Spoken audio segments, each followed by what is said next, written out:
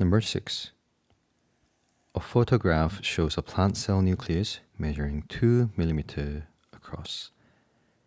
If the magnification of the cell is times 500, what is the actual size of the nucleus? So this is typical m equals I over A question. So magnification is image size over actual size.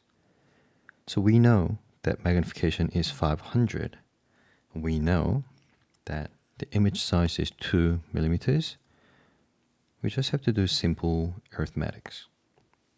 So the x, which is the actual size that we want to know, equals to 2 millimeters divided by 500. Hence, the answer should be, this is a simple one, B.